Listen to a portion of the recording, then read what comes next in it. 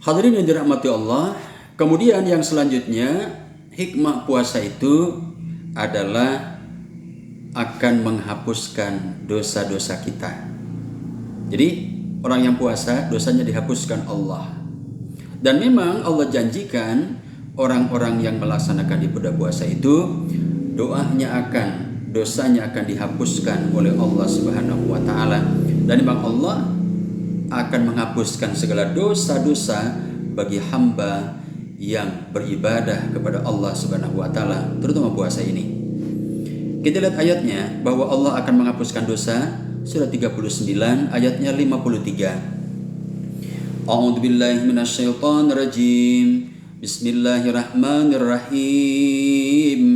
Qul ya ibadiyalladzina asrafu ala anfusihim la taqnatu mir rahmatillah innallaha yaghfirud dzunuba jami'a. Shadaqallahul adzim.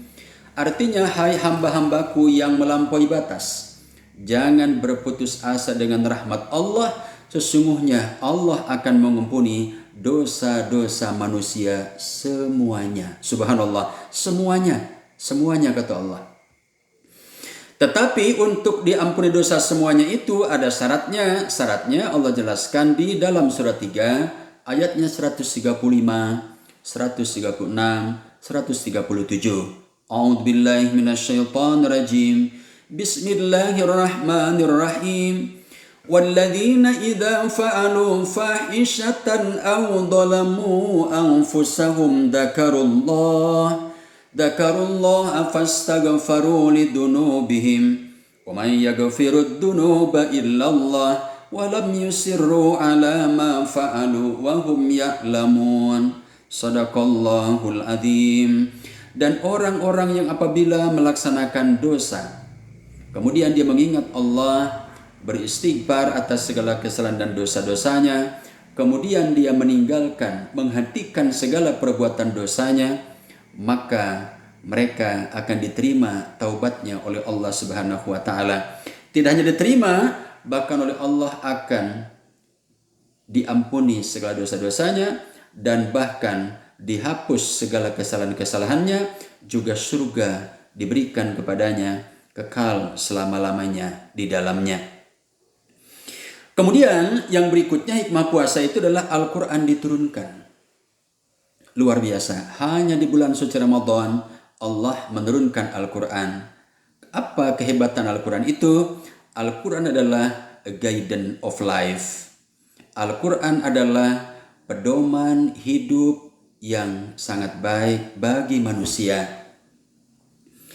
Sehingga apabila manusia mengkaji ayat-ayat Allah, mengkaji hadis Nabi Muhammad SAW dan dia mengamalkannya, maka Allah tidak tanggung-tanggung memberikan julukan kepadanya adalah chosen people, manusia terbaik, manusia pilihan, dan manusia unggulan di hadapan Allah Subhanahu wa taala.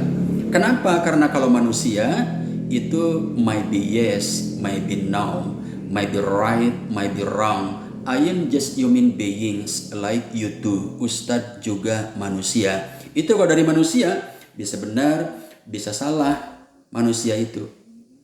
Tapi kalau dari Allah tidak mungkin salah. Karena kebenaran Allah, Al-Quran ialah absolut. Kebenarannya pasti tidak bisa diragukan lagi. Banyak ayat-ayat yang menjelaskan tentang kehebatan Al-Quran, dan salah satunya adalah merupakan pedoman hidup manusia.